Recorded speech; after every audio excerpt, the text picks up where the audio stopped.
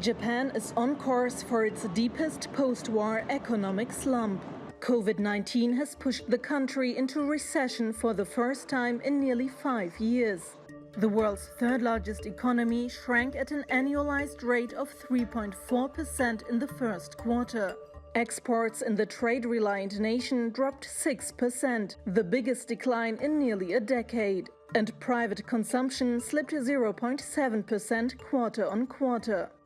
Spending by Japanese households accounts for half of Japan's $5 trillion economy. And it's been enduring a double whammy with the pandemic and a sales tax hike introduced in October. A nationwide state of emergency declared last month has caused consumption to crumble even further. People have been asked to stay at home and businesses to shut. Those restrictions were largely lifted last week, except in large cities like Tokyo and Osaka. I think the decision is a good thing. Personally, I think we should start to shift things even a little. I think we should move the economy forward while staying vigilant.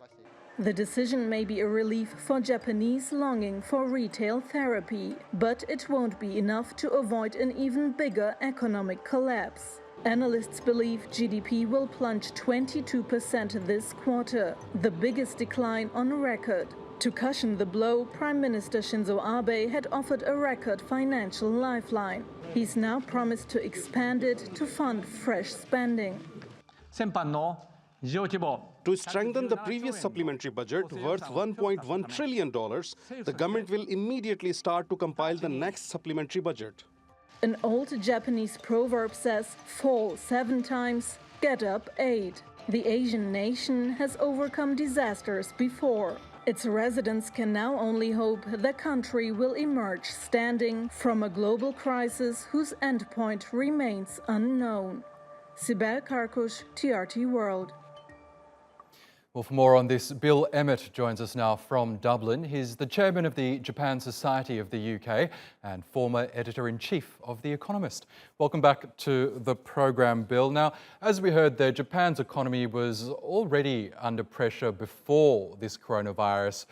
We had a sharp drop in consumer spending because of that higher sales tax, also a typhoon that hit around the same time last October. Do you think Japan's economy would have registered a recession even if there was no coronavirus? It's hard to know exactly, but I think most likely they would have registered some sort of a recession.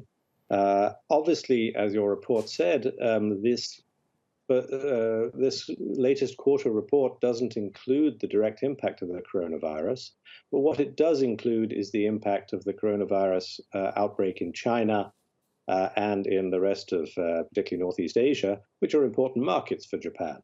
So there was already some coronavirus impact in these numbers before the state of emergency was imposed.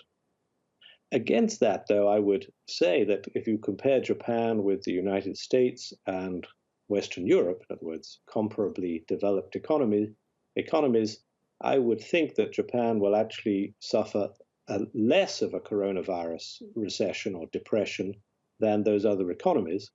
Why? One, because it's had a much shorter and smaller period of high mortality. In fact, it's been much less affected than Europe or North America.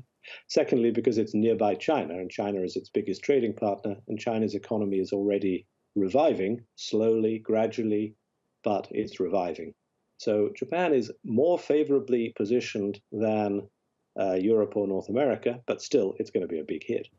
We know Shinzo Abe's government was very reluctant to put the country into lockdown. The state of emergency it imposed really wasn't a lockdown, and that came in mid-April, while much of the rest of the world were already under those restrictions. How would you judge the way the Abe government has handled this pandemic and the economic damage that's been caused by it?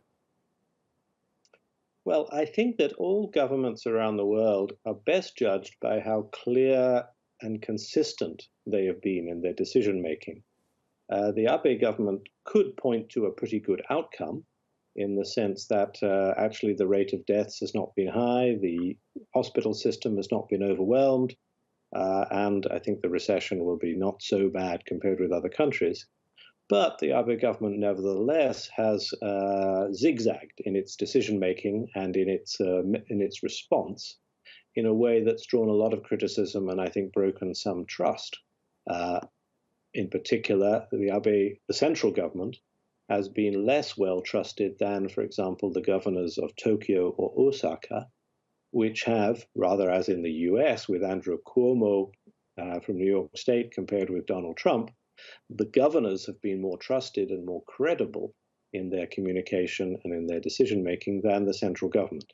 So I think this has not been a good pandemic for Shinzo Abe, even though Japan's outcome is not that bad. That's right. As you say, in terms of mortality, Japan seems to have those numbers under control compared with its neighbours. But in terms of the economy, we heard there one prediction that in the current quarter, the economy might tank by around 22%. But what does the Abe government need to do in order to mitigate the economic impact of this outbreak? Well, I think like most governments, what it mainly needs to do is to keep the health situation under good control and enable a phased and fairly rapid reopening. Because then when you get a reopening, you will get a rebound of consumer and corporate demand. Alongside that, the Abe government needs to provide direct subsidies to both individuals, crucially, and companies, in order to support them in the short term. So, and that's basically what the government's doing. So I think it's doing the right things. It is responding in the only way that it can. But the big question is how can it manage the reopening and how can it manage the reopening in such a way as to at least produce a smooth rebound in employment, consumer spending, and corporate spending. Okay, Bill Emmott from the Japan Society of the UK, thank you for your analysis, as always.